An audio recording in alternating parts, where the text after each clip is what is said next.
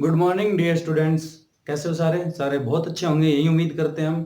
तो बच्चों, ज्ञानवाणी की जो हमने सीरीज चलाई थी एक, उस पे हम आज लेके आए आपके लिए थर्ड वीडियो।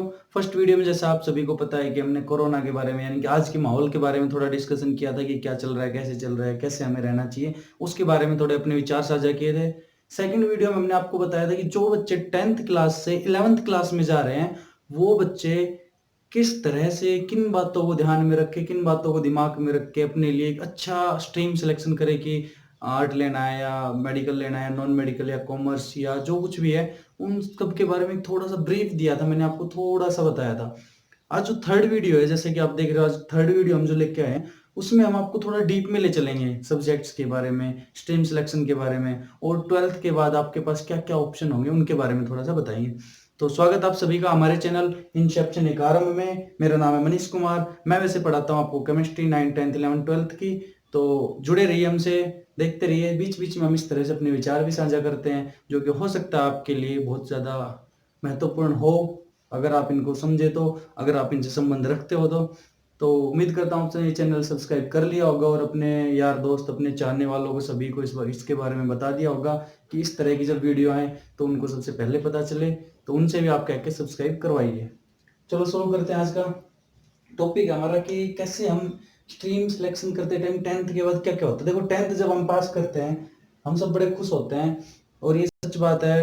10th के पेपर के बाद पहले हमारे टाइम ये होता था कि जो 11th क्लास थी, 10th क्लास और 11th क्लास के बीच में जो टाइम होता था, सबसे लंबी छुट्टियां होती थी हमारी, सबसे रिलैक्स, सबसे फ्री स्टाइल वाली छुट्टियां होती थी कि 3 महीने के फ्री मिलते थे, कुछ नहीं करना, कुछ करना नहीं, कहीं जाना नहीं, बस मस्ती। लेकिन अब वो खत्म हो गया। देखो, 10th के बाद आपके पास ऑप्शन होते हैं तीन। पहला आप आर्ट लें, दूसरा आप लें कॉमर्स, और थर्ड लें आप साइंस। आर्ट के बारे में थोड़ा सा बातें करेंगे। आर्ट लेने का मतलब है, कोई भी स्ट्रीम होती है उसके स्पेसिफिक सब्जेक्ट्स होते हैं कि जो सब्जेक्ट उसी स्ट्रीम्स में हो। एक होते हैं लैंग्वेज सब्जेक्ट्स, बच्चों ध्यान देना, एक होते हैं लैंग्वेज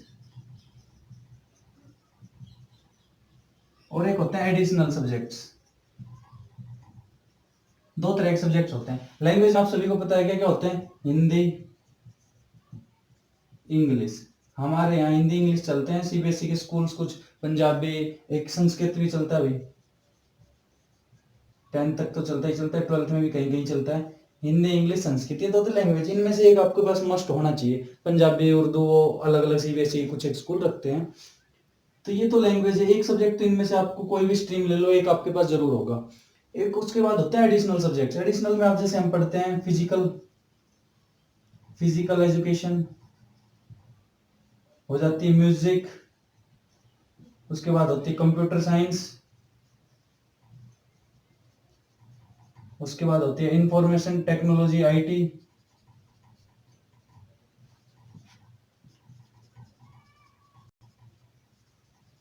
उसके बाद हमारे पास आ जाती है एक ड्राइंग। ये सब कुछ होते हैं एडिशनल सब्जेक्ट्स कि इनमें से भी हमें एक सब्जेक्ट लेना पड़ता है। जनरली हमारे पास फिजिकल एजुकेशन होता है, जनरली एक इंग्लिश लैंग्वेज होती है, हिंदी लैंग्वेज होती है, ये हमारे पास लैंग्वेज होती है। दो सब्जेक्ट हो गए हमारे। 12th क्लास में जब आपकी मार्कशीट आएगी, जब सब्जेक्ट तो आप 6 ले सकते हो, लेकिन टॉप 5 मार्क्स जो पेपर होते हैं उनके मार्क्स काउंट होते हैं। तो दो सब्जेक्ट तो आपका, एक लैंग्वेज का होगा जो होगा हमारा कंपलसरी, एक होगा हमारा एडिशनल। तो दो सब्जेक्ट तो आपको पता चल गया। अब आ जाओ आर्ट के बच्चे, इन तीन क्या, तीन बताओ। एक पोल साइंस होता भाई, पोल साइंस, पॉलिटिकल साइंस। उसके बाद बताओ दूसरा क्या है, ज्योग्राफी। और उसके बाद थर्ड क्या है बताओ आर्ट में, हिस्ट्री। ये आर्ट के स्पेसिफिक सब्जेक्ट है। इसके अलावा और भी सब्जेक्ट्स होते हैं, लेकिन जनरली ये तीन पढ़ाए जाते हैं, पोल साइंस, ज्योग्राफी, हिस्ट्री। ठीक है भाई। अब देखो, कुछ एक बच्चे जैसे एडिशनल सब्जेक्ट है, अब आर्ट स्ट्रीम ली, कई बार होता है आर्ट्स प्लस मैथ है भाई मेरे पास, तो तीन सब्जेक्ट हो गए। इसमें से कोई ज्योग्राफी ना ले, इसकी जगह मैथ लेना चाहे मैथ ले ले, या कोई ये तीनों रख के मैथ रख ले, लैंग्वेज रख ले, और एडिशनल को छोड़ दे। तो ये कॉम्बिनेशन होते हैं ये, कि ये तो होते हैं कंपलसरी सब्जेक्ट कि भाई एक तो आपको ये लेना पड़ेगा, लैंग्वेज तो मस्ट है। एडिशनल को आप एडजस्ट कर सकते हो, और कुछ एक उस स्ट्रीम के स्पेसिफिक सब्जेक्ट्स होंगे कि इनमें से होगा भाई कॉम्बिनेशन हमारा। तो आर्ट के बारे में इतना। उसके बाद आ जाओ कॉमर्स। कॉमर्स में वही कहानी है, एक लैंग्वेज होगी, एक एडिशनल होगा। उसके अलावा अपना क्या होगा, अकाउंटेंसी, एक क्या होगा, इकोनॉमिक्स, और एक क्या होगा बताओ, अकाउंटेंसी होता है, और क्या होता है, इकोनॉमिक्स होता है, और यहाँ भी आप मैथ्स भी रख सकते हो। कॉमर्स में कई बार मैथ्स भी साथ में रख लेते हैं। एक सब्जेक्ट होता है, मैं बताता हूँ उसको, मेरे ध्यान से उतरेगा। कॉमर्स में एक सब्जेक्ट और होता है, अकाउंटेंसी, इकोनॉमिक्स। चलो बताते हैं उसके बारे में बात करें। दरअसल मेरी फील्ड जो है वो है साइंस, आप सभी को पता है। मैं नॉन मेडिकल से पढ़ा हुआ हूँ, तो मुझे नॉन मेडिकल या साइंस के बारे में जो डीप में नॉलेज है इस बारे में, वो मुझे इनमें इतनी नहीं, इतनी इस इन सब्जेक्ट्स के बारे में मुझे जो नॉलेज है वो केवल ये है कि जिन लोगों के साथ मैं पढ़ा हूँ या जिनसे मैंने जाना, वो मेरी वैसे सेकंड पर्सन नॉलेज है कि उन्होंने मुझे बताया। ये वाली नॉलेज मेरी पर्सनल है, जो मैंने फील किया है, जहाँ से मैं गुजरा हूँ, जो मैंने प्रैक्टिकली देखा है। अब देखो साइंस आ गई, ये सारे सब्जेक्ट हो गए। अब हमारे पास आ गए साइंस। अब साइंस को जनरली कहते हैं कि 10th के बाद हमने लेनी है साइंस, लेकिन क्या साइंस भी अकेली साइंस ही है? नहीं, साइंस में भी बात आती है, तो साइंस में भी दो स्ट्रीम्स हो जाती है फर्दर। जैसे आर्ट और कॉमर्स तो अकेली बन गई, कॉमर्स और आर्ट, ऐसे साइंस फर्दर दो में डिवाइड हो जाती है, एक मेडिकल और एक होती है नॉन मेडिकल। फर्क क्या है, यहाँ पे मैथ्स होता है कंपलसरी, यहाँ पे होता है बायोलॉजी। यहाँ पे बायोलॉजी होती है कंपलसरी और यहाँ पे होता है मैथ्स।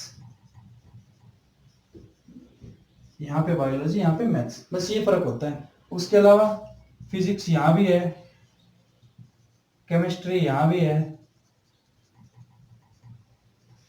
फिजिक्स यहाँ भी है, केमिस्ट्री यहाँ भी है। तो ये तीन सब्जेक्ट इनकी जान होते हैं। उसके अलावा आप फिर इंग्लिश, यहाँ भी इंग्लिश।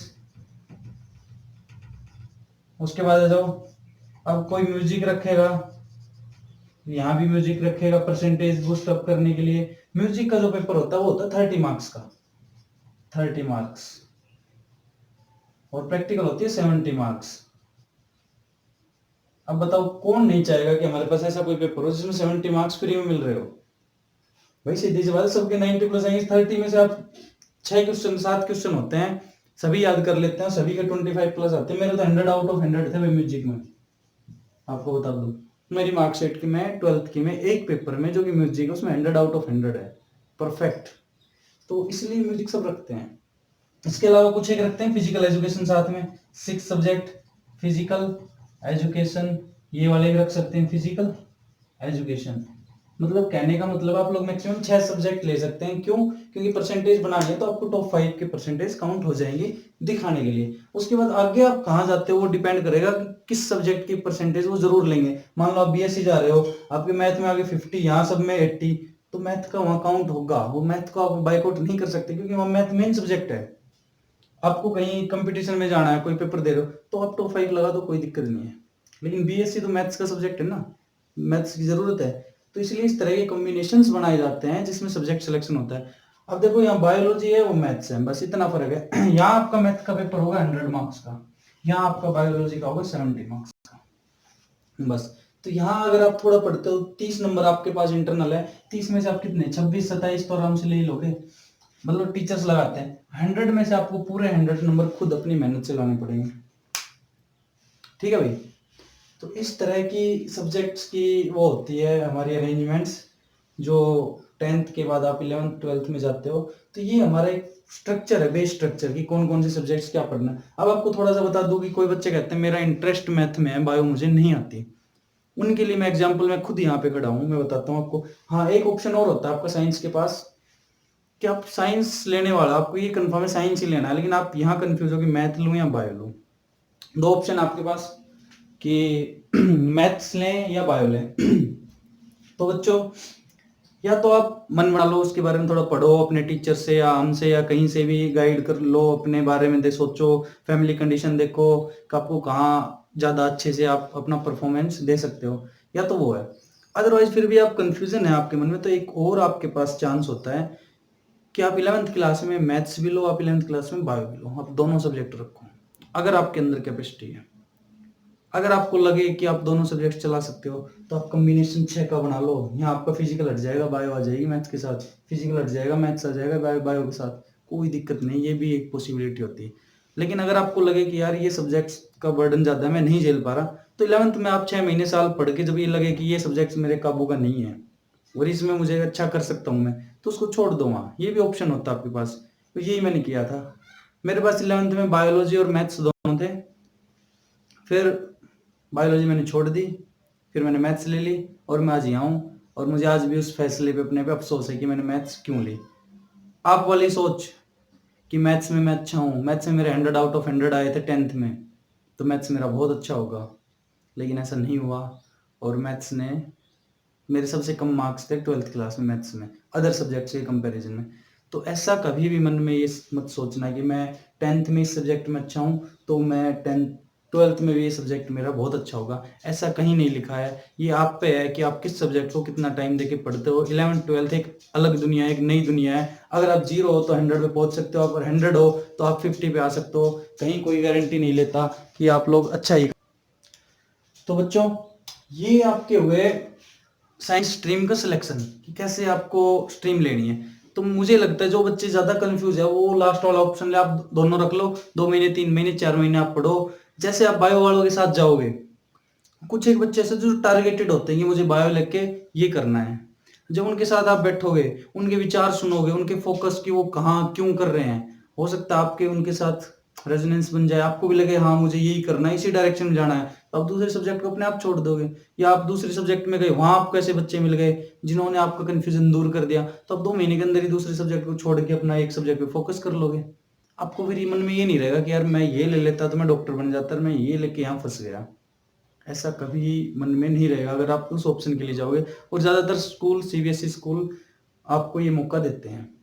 जिनके पास दोनों स्ट्रीम होती है वो बच्चों को अपने आप को एलोबरेट करने के लिए, अपने आप को सर्च करने के लिए दोनों ऑप्शन लेने का मौका देते हैं।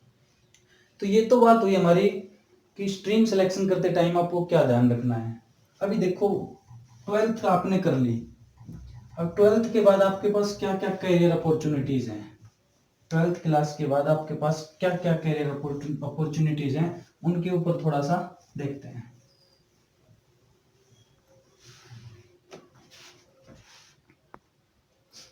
देखो बच्चों, 12th क्लास आपने पास कर ली तो आपके पास क्या क्या करियर अपॉर्चुनिटीज होती है मैं बताता हूँ आपको।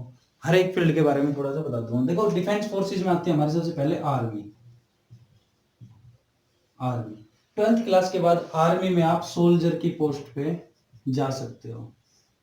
सोल्जर की पोस्ट पे जो एक साइंस लेके पढ़ा है जो बच्चा, नॉन मेडिकल से पढ़ा है, वो सोल्जर की जितनी भी पोस्ट, मल्टीटास्किंग स्टाफ में या फिर उसमें क्लरिकल में या फिर टेक्निकल में, हर लाइन में एक साइंस मैथ से पढ़ा हुआ बच्चा जा सकता है। अगर आपने बायो पढ़ी है तो आपके पास एक एक्स्ट्रा है। अगर बायो है तो आप AMC, armed medical corps, arm medical corps join कर सकते हो। यहाँ इन लोगों से एक्स्ट्रा पेमेंट होती है, कुछ एक्स्ट्रा अलाउंसेज होते हैं आपको मेडिकल फील्ड में। आर्मी में जो डॉक्टर्स होते हैं उनके जो जरूरी हॉस्पिटल्स होते हैं उसमें आप एक वर्दी में एक डॉक्टर के हेल्प में जा सकते हो। नर्सेज टाइप होते हैं, तो नर्स तो नहीं कह सकते क्योंकि आप 12th क्लास हो, लेकिन आपकी ट्रेनिंग करके आपको मेडिकल फील्ड में रखा जाता है अगर आपने बायो है। अदरवाइज ये सारे ऑप्शन आप भी जा सकते हो। अब आ जाओ नेक्स्ट, इसमें क्लरिकल भी होते हैं कि वो जो ऑफिस में बैठ के क्लर्क का काम करते हैं, या जो हो सकता है इन्फेंट्री में हो, या आपकी मिसाइल वगैरह या टैंक वगैरह, टेक्निकल एंट्री, वो सारी फील्ड होती है। अगर आप 12th पास की तो आपके लिए सारे रास्ते खुले हुए हैं मैथ्स वाले स्टूडेंट के लिए। बायो वाले के लिए एक्स्ट्रा है, आर्ट वाले भी टेक्निकल को छोड़ के और सभी में जा सकते हैं। एक सोल्जर बन सकते हैं कभी भी कैसे भी, कोई दिक्कत नहीं, क्लर्क्स वगैरह। अभी नेक्स्ट आ गई हमारे पास नेवी। भाई नेवी और एयरफोर्स, नेवी और एयरफोर्स दोनों में होती है एक टेक्निकल और एक होती है नॉन टेक्निकल। टेक्निकल मतलब तकनीकी, हिंदी में टेक्निकल मतलब तकनीकी, जो थोड़ा सा साइंस वगैरह से जुड़ी हुई चीजें। और एक होते हैं नॉन टेक्निकल की क्लरिकल काम, जैसे स्टोर कीपर लगा दिया कि ये वर्दी इशू करनी है, जूते इशू करने हैं, शोल्डर होते हैं, या कोई स्टोर दे दिया उसका रख रखाव मेंटेनेंस, या ऑफिस में कंप्यूटर पे बैठा दिया फाइल्स दे दी फाइल्स की मेंटेनेंस, या कुक मैस में दे दिया कि मैस का खाना वगैरह देखना। ये होते हैं नॉन टेक्निकल। टेक्निकल में कि भाई ये टैंक का काम है, इसकी रिपेयरिंग, इसका सब कुछ आपको कोर्स कराए जाते हैं अलग से। टेक्निकल लाइंस आपको बाद में ट्रेनिंग के दौरान दी जाती है, वो उस टाइप की होती है। तो दो होते हैं टेक्निकल, नॉन टेक्निकल। यहाँ पे टेक्निकल में आर्ट वाले नहीं जा सकते, कॉमर्स वाले नहीं जा सकते, यहाँ पे सभी जा सकते हैं, चारों stream, medical, non medical, arts, non arts, commerce, सारे।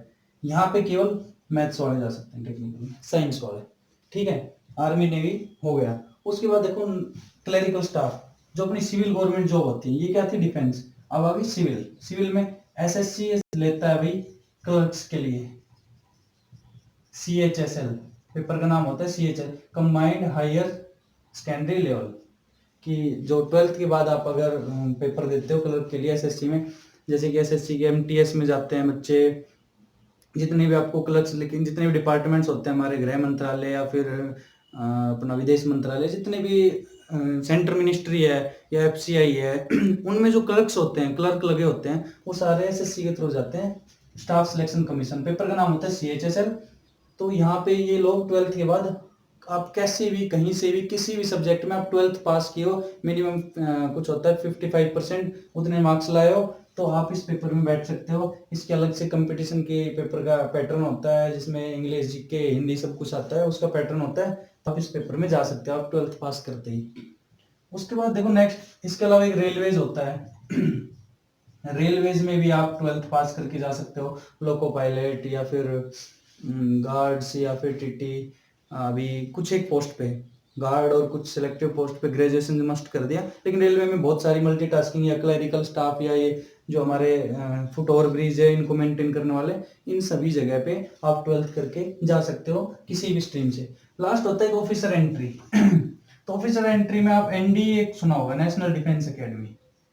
NDA एक एंट्री होती है जॉब के लिए, वहां आप सीधे लेफ्टिनेंट की पोस्ट से जाते हो। आप 12th की आपने NDA का एग्जाम दो, एग्जाम क्लियर करो, 5 डेज का आपका एक SSB होगा, इंटरव्यू होगा। उसके बाद आपको लेफ्टिनेंट रिक्रूटमेंट की ट्रेनिंग पे जाता है। बेसिकली ट्रेनिंग पे आपको कोर्स किया जाता है 4 इयर्स का, ट्रेनिंग प्लस ग्रेजुएशन, आपको ग्रेजुएट किया जाता है और ट्रेनिंग की जाती है, और उसके बाद आपको डायरेक्ट आर्मी में लेफ्टिनेंट की पोस्ट पे रिक्रूटमेंट कर दिया जाता है। बहुत ही हाई पे स्केल, एक तरह से ऑफिसर बन जाते हो आप, जो अपने लोकल में ये गेजेटेड ऑफिसर होते हैं, आपकी वो पोजीशन आ जाती है। तो ये बेस्ट जो हमारी जॉब है 12th के बाद गवर्नमेंट जॉब, वो आती है NDA की। NDA में फिर होती है OTA और IMA, तो वो अलग अलग होती है। तो ये बेसिक कोर्स स्ट्रक्चर था हमारा कि हम 12th के बाद कहाँ कहाँ कैसे कैसे जा सकते हैं। तो उम्मीद करता हूँ आपको ये वीडियो थोड़ा थोड़ा समझ में आया होगा, और आपको पसंद, आपको थोड़ा सा माइंड में क्लियरिटी आई होगी कि मुझे कहाँ जाना है, किधर जाना है। अगर आपको किसी भी जॉब के बारे में कुछ भी डिस्कशन करना हो, आप बेझिझक होके मुझे मैसेज, पर्सनल मैसेज या कुछ भी, या फिर सजेस्ट कर सकते हो, सर इस पे भी एक वीडियो बनाओ, तो आपको वो कंटेंट मैं बहुत अच्छे से बना के दूंगा। तो आज का वीडियो ज्यादा लंबा हो जाएगा, आज के लेक्चर को यहीं खत्म करते हैं। लेक्चर को तो क्या, ये आज की ज्ञानवाणी को यहीं खत्म करते हैं, और मिलते हैं आपको कुछ नए टॉपिक के साथ, कुछ नई बातों के साथ। अगले संडे को तो जरूर मिलेंगे, हर संडे को एक लेक्चर तो आपको जरूर मिलेगा ही। बीच में अगर अगर आप लोगों को कुछ लगा कि आप लोगों ने सजेशन दिया या जरूरत पड़ी, तो बीच में भी एक लेक्चर आपको दे दिया जाएगा। तो बच्चों, मिलते हैं अगली वीडियो में, तब तक के लिए धन्यवाद।